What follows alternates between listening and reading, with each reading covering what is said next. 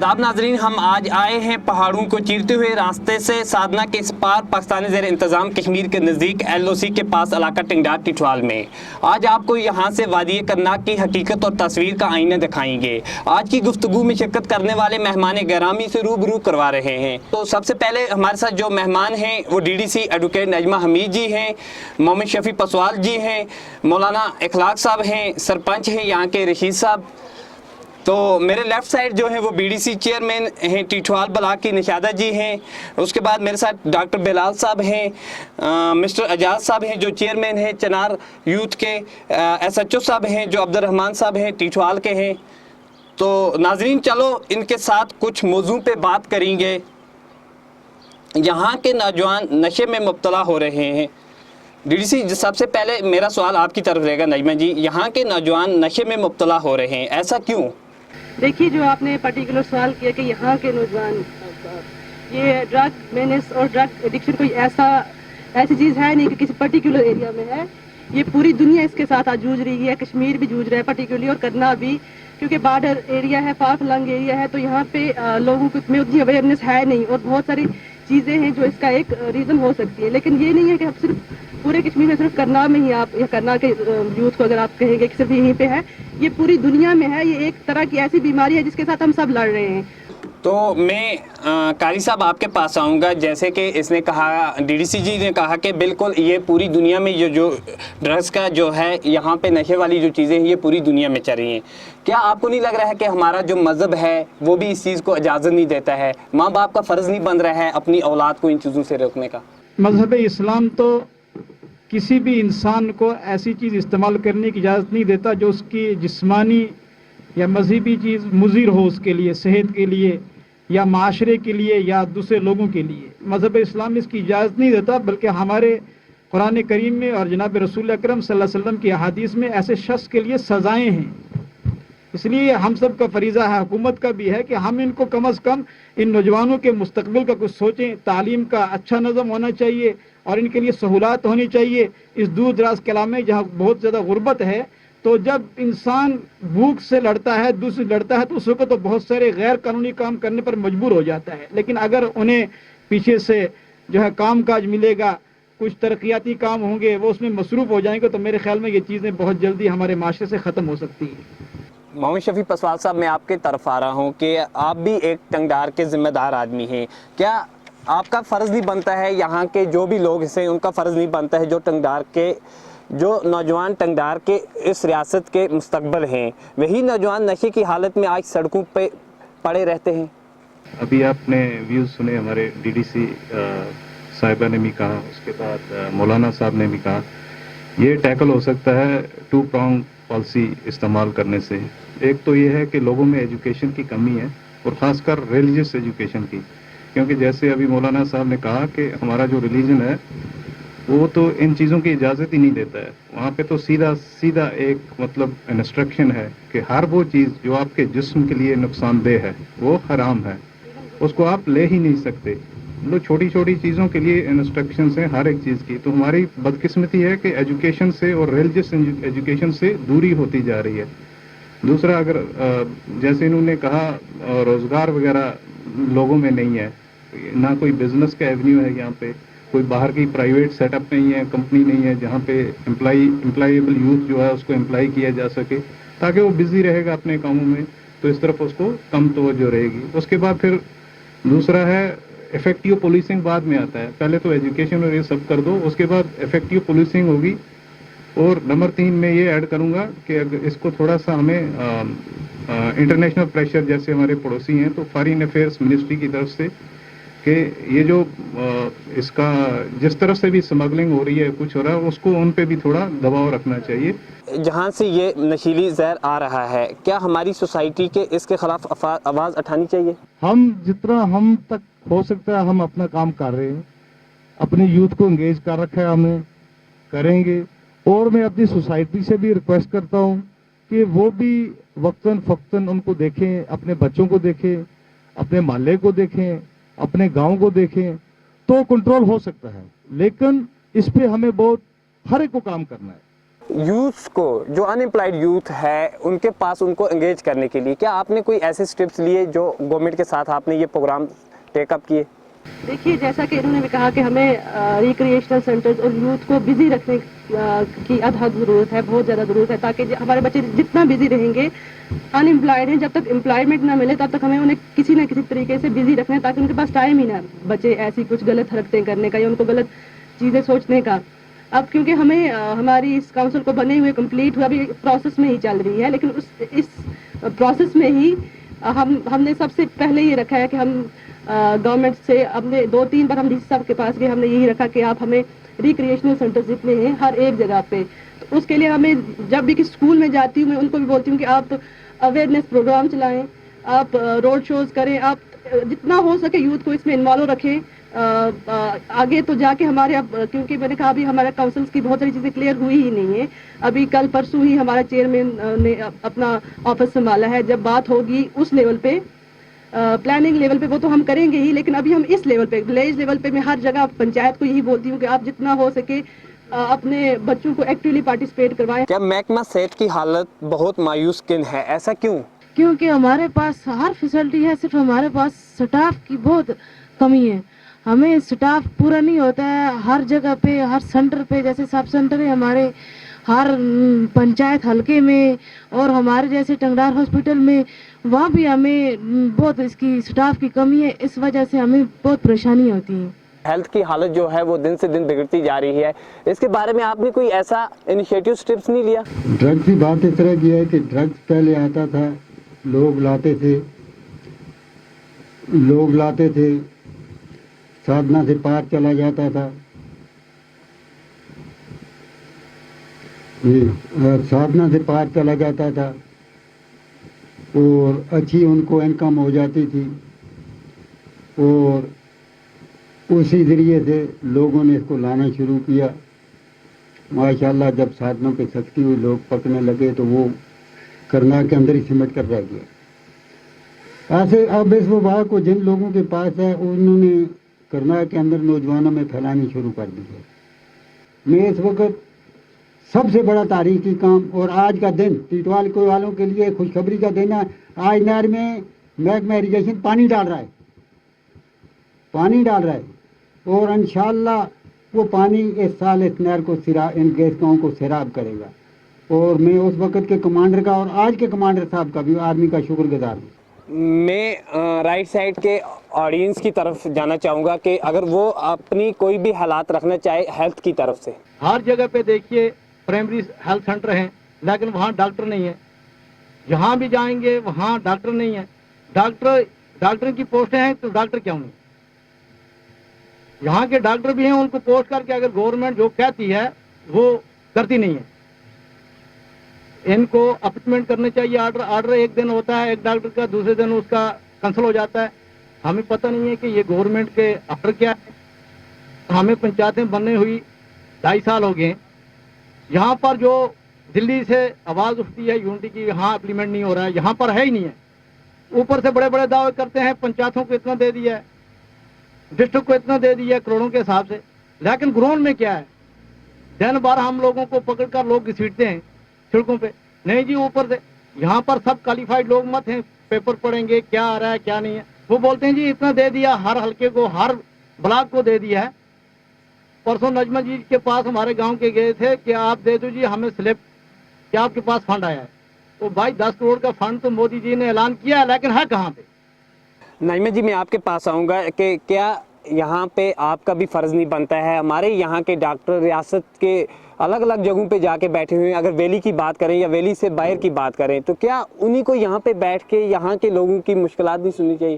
سب سے بڑا مسئلہ یہ ہے کہ کوئی گاؤں میں رہنا ہی نہیں چاہتا، ہر ایک کو ڈیولپ ہونا ہے اور ہر ایک کو گاؤں سے بھاگنا ہے۔ ہمارے اپنے جو ڈاکٹرز ہیں بہت بار میں نے کہا 2-3 ہماری میٹنگز ہوئی، ایک بورڈ میٹنگ، اس میں نے صرف 2 ہی مسئلے اٹھائے۔ ایک تو میں نے کہا کہ ہمارے ایجوکیشن سیکٹر کو آپ بیٹر کر دیجیے، ہر اسکول سے مجھے جب اسکول میں جاؤں تو اگر پیرنٹس کی شکایت لے کے جاؤں تو وہاں سے ٹیچرس کہتے ہیں کہ ہمارے پاس اسٹاف ہی نہیں ہے، ہمارے پاس انفراسٹرکچر ہی نہیں ہے، آپ ہمیں یہ چیزیں دلائیں۔ ہاسپٹل میں جب ہم بی ایم او صاحب کو کال کرتے ہیں کہ کسی سب سینٹر میں وہاں پہ آپ اسٹاف بھیج دیں تو وہ بولتے ہیں میں کہاں سے لاؤں، میرے پاس اسٹاف ہے ہی نہیں۔ सीएमओ मैम को मैंने यही कहा, बिल्कुल आपने कहा ये हमारा फर्ज है, सबसे पहला ये चीज हमारे लोगों में होनी चाहिए। अगर यहाँ का कोई डॉक्टर है तो मैं कहती हूँ गवर्नमेंट को ये कंपलसरी कोई स्कीम निकालनी चाहिए जिसमें उनको कुछ साल देने ही चाहिए। मौलाना जी, मैं आपकी तरफ आऊँगा, कितनी ज़रूरत है टंगडार में अमन की? मेरे ख्याल में टंगडार में तो अमन है, ऐसी हमें कोई बदअमनी नज़र नहीं आई है। तो बहरहाल अमन होता है आवाम और हुकूमत दोनों की तरफ से। जब हुकूमत आवाम के तमाम मंसूबों को तकमील तक पहुंचाती है तो आवाम अमन से बैठती है, लेकिन जब आवाम भूखी होगी, बेरोज़गार होगी, उनके बहुत सारे मसाइल पैदा होंगे तो अमन ख़त्म हो जाता है। क्या वजह है कि सेंट्रल गवर्नमेंट की तरफ से इतनी सारी सेंट्रल स्पॉन्सर्ड स्कीमें चला रही हैं, हम NSDCL की बात करें या PMKY के तहत बहुत सारे प्रोग्राम चला रहे हैं, और यहाँ पर नहीं है? जो हमारी बोर्ड पे लिखी जाती है, हमारी फोटोग्राफरी हो जाती है कि हमने फलाने एरिया में गए, हमने वहाँ पे बैक टू विलेज किया, तो ये स्कीमें हमने, वो लोग आए, वो हम उसी दिन उन लोगों को देखते हैं जिस दिन हमें बैक टू विलेज होता है या हमें ब्लॉक दिवस होता है, उससे हट के हम उन लोगों को नहीं देखते हैं। स्कीमों का नाम सुनते हैं, सिर्फ स्कीमें आती नहीं है, ये जो दिखाया जाता है वो हमें मिलता नहीं है, ये हवा में जैसा दिखाया जाता है। बेरोजगारी की बात इसी तरह, बेरोजगारी तो है ही हमारे इलाके में, इसके लिए हम LG साहब के पास गए, यहाँ पे हमें एडवाइज़र फारूक साहब आए थे, उनके पास भी हमने यही रिक्वेस्ट की, उनको गुजारिश की कि हमारे जो नौजवान बच्चे हैं इनको रिक्रूटमेंट मिलनी चाहिए। तो सब ने यहाँ जो भी आते हैं सब हमारी बातें सुनते हैं, अच्छी तरह से हमें कह के जाते हैं, हमारे साथ वादे करके जाते हैं, वो पूरे नहीं होते हैं। मैं मोहम्मद शफीक पासवान जी, मैं आपसे जानना चाहूँगा कि आप खुद एक प्राइवेट सेक्टर में काम कर चुके हैं, क्या आपको नहीं लग रहा है कि यहाँ की रिप्रेजेंटेटिव की कमज़ोरी है यहाँ की सेंट्रल स्पॉन्सर्ड स्कीम्स को चलाने में? जब तक आप किसी भी इंस्टीट्यूशन को प्रोफेशनली मैनेज नहीं करोगे तो जो भी आपके प्लान्स हैं जब तक ग्राउंड पे इम्प्लीमेंट नहीं होंगे, एग्जीक्यूट नहीं होंगे, तो जिसके लिए आप प्लानिंग कर रहे हैं, जैसे हम अपनी आवाम के लिए एजुकेशन सेक्टर में, हेल्थ सेक्टर में या किसी भी फील्ड में कुछ प्लान करना चाहें, जब तक वो ग्राउंड पे रिफ्लेक्ट नहीं होगा तब तक उसका फ़ायदा नहीं पहुंचेगा। एक तो माशरे में करप्शन इतनी ज़्यादा है कि अगर मैं आपको पिछली एक मिसाल दूंगा तो आप हैरान हो जाएंगे, ऐसी चीज़ें भी होती हैं। हमारे एरिया में रोड नहीं थी अमरूई तक, बहुत पहले की एक बात है। मैंने RTI डाला तो RTI के जवाब में लिखा मुझे कि यहाँ पे रोड बनी थी, लेकिन जब अर्थक्वेक आया उसमें सारी डैमेज हो गई, अब दोबारा से हमने 6 किलोमीटर बना दिया पराड़ा से अमरूई तक, ठीक है, रोड ग्राउंड पे थी ही नहीं। तो ऐसी चीज़ें हैं, करप्शन उस लेवल का है जो रोड थी नहीं उसको आपने बना दिया पेपर्स पे, उसके बाद उसका मेंटेनेंस का पैसा भी ले लिया, सब कुछ ले लिया। यहाँ पे प्रॉब्लम यह है कि अकाउंटेबिलिटी नहीं है। तो जब तक अकाउंटेबिलिटी नहीं होगी किसी भी जगह पे, किसी भी डिपार्टमेंट में, चाहे वो एजुकेशन हो, हेल्थ सेक्टर हो या फिर दूसरे कोई डेवलपमेंट के काम हो, तो तब तक जो भी आप फंड अलोकेट करेंगे, जितनी भी प्लानिंग आप फुल प्रूफ कर लें, जब तक एग्जीक्यूशन प्रॉपर नहीं होगा ये चीज़ें रिफ्लेक्ट नहीं हो सकती। मौलाना जी, मैं आपसे जानना चाहूँगा, जैसे यहाँ पे पासवान जी ने करप्शन की बात की, क्या हमारा मज़हब ये दर्ज देता है करप्शन का? इस्लाम, मजहब इस्लाम में हराम है, जैसे हम शराब पीना हराम है, ये ड्रग्स इस्तेमाल करना हराम है, ये जितने बड़े बड़े गुनाह मजहब इस्लाम में हराम किए गए और उस पर सजाएं हैं, सजाएं दी जाती हैं। इसी तरह ये करप्शन है या इस तरीके से जो रिश्वत सतानी है या दूसरी चीज़ें, ये भी मजहब इस्लाम में हराम है। लेकिन ये तब होगा जब सारा निज़ाम हमारा मुस्तहकम होगा। जब बड़ा अफसर खुद लेने वाला हो तो छोटों को मजबूरी में लेना पड़ता है, लेकिन जब ऊपर से निज़ाम दुरुस्त हो जाएगा, बड़े बड़े लोग इसके खिलाफ खड़े हो जाएंगे तो छोटों के ऊपर उसका असर आएगा। मिस्टर एजाजी, मैं फिर से आपके पास आऊँगा। हालिया दिनों में जो DDC इंतखाबात हुए उनमें नौजवानों ने बढ़ चढ़ कर हिस्सा लिया। यूथ को बड़ा जोश था, बड़ी उम्मीदें थी इनसे कि अब हमारे काम होंगे, लेकिन इनके पास जब कुछ है नहीं तो ये कहाँ से देंगे? देने के लिए इनके पास कुछ नहीं है। अगर इनके पास कुछ होता तो छिपा के तो नहीं रखते। 1 करोड़ के जैसे अभी यहीं से सवाल उठा था, 10 करोड़ तो रोड पे नहीं है ना इनके पास। अगर होता तो ये घर में थोड़ी लगाते, नजर आता। यहाँ कहीं भी कोई पैसा लगा है, यहाँ आप देख लें, वो नजर आ रहा है। जब नहीं है तो ये कहाँ से देंगे? सरपंच जी हलीलुर रहमान जी, मैं आपके पास आ रहा हूँ। तालीम हासिल करने के लिए यहाँ के नौजवानों को बहुत सी मुश्किलातों का सामना करना पड़ता है। तालीम ना हासिल करने की वजह से इस इलाके के नौजवान गलत रास्ते पे भटक जाते हैं। नरेंद्र मोदी साहब ने बहुत सारी स्कीमें यहाँ करना के अंदर भेजी, लेकिन हमें दिन में दिखाया गया, कोई दिवस डे बनाया गया, कोई वो किया ये किया, हमें दिखाया गया ये स्कीम है ये स्कीम है। छोटी सी मिसाल मैं दूंगा, लिवर कमिश्नर की तरफ से एक स्कीम यहाँ टंगडार में आई, डाक बंगला में, उन्होंने वो हमारे सामने इश्तिहार लगाए, उसमें कुछ कारपेंटर की मजदूरी के बारे में बताया गया। वो बेचारे 10 दिन भटकते रहे, वो जहाँ उन्होंने एड्रेस दिया था, जहाँ उन्होंने बताया था हम ये कर देंगे वो कर देंगे, वो क्लर्क ही नहीं, जो फ़ोन नंबर दिए थे वो फ़ोन नंबर ही वहाँ मतलब उनको लगे ही नहीं। तो बातें तो बहुत सारी हुई, एक ही स्कीम पर हमने अमल कराया कि वो लड़के बेचारे आज तक पछताते हैं कि हमारा 1,000-1,500 रुपया खर्च करके दिखाने में और करने में और। मैं ऑडियंस की ओर जाऊंगा बशीर साहब की तरफ से, मैं उनसे जानना चाहूँगा टूरिज़्म के हवाले से अगर हम शुरू करेंगे, टीपी से लेके साधना टॉप तक इलाका बहुत ही खूबसूरत है, आज तक उस रास्ते में किसी भी जगह कैफेटेरिया नहीं बन सका, तो आप ही सियासी पार्टियों ने इसके लिए क्या कुछ किया? जिस तरह तमाम साहिबानों ने यहाँ बोला, ऐलान बहुत हुए, अमल एक पे भी नहीं हुआ। इससे बेहतर ये होता है कि अगर हमारे बच्चों के पास किसी के पास 100 रुपया होता है, वो दिन को फार्मों पे लगाता है, शाम को खाली हाथ वापस आ जाता है। जहाँ तक आपने ड्रग्स की बात की, ड्रग्स की जो बुनियादी वजह है यहाँ, वो यहाँ की बेरोजगारी, यहाँ की गुर्बत, यहाँ की जालियत है। हमारी पुलिस, हमारी आर्मी अपनी तरफ से बहुत कोशिश करती है कि ये चीज़ें ख़त्म होनी चाहिए।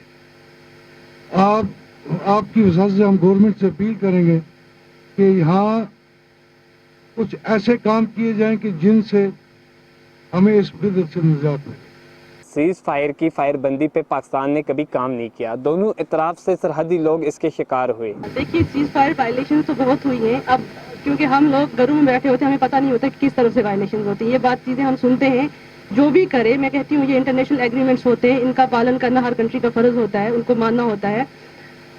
अब क्या होता है कि बॉर्डर एरिया को छोड़ के बाकी हर एक जगह पे ये जो कंट्रीज होते हैं, इनके लीडर्स आपस में फ्रेंड्स होते हैं, लेकिन ये वबा, इनकी जो दुश्मनी का हमियाजा होता है वो हम लोग जो बॉर्डर एरिया के लोग हैं हम भुगतते हैं। लोग मटेरियल लॉस ना देखें, जो यहाँ के लोगों की मेंटल फैकल्टी पे जो इफेक्ट पड़ रहा है, उसके लिए मैं कहती हूँ आज तक गवर्नमेंट कोई स्टैंडर्ड बना ही नहीं सकती कि हम उसको कैसे कंपनसेट करेंगे। मिस्टर एजाज जी, मैं आपसे जानना चाहूँगा, क्या आप इस बात को मान रहे हैं हमारी सरकार ने एक बड़ा प्रोजेक्ट हाथ में लिया है, वो ये कि सरहदी गाँव में बैंकर तामीर करवा रहे हैं? अगर एक महल्ले में एक बैंकर बन रहा है तो मुझे लगता नहीं है कि शेलिंग जो है, गोला कहाँ से आएगा और कहाँ गिरेगा। जरूरी नहीं है कि जहाँ पे बैंकर बांध रहा है वहाँ गिरे, लेकिन फिर भी हम इस चीज के लिए हम सरकार का बहुत शुक्रिया अदा करेंगे। खाली बैंकर बनाने से काम नहीं होगा।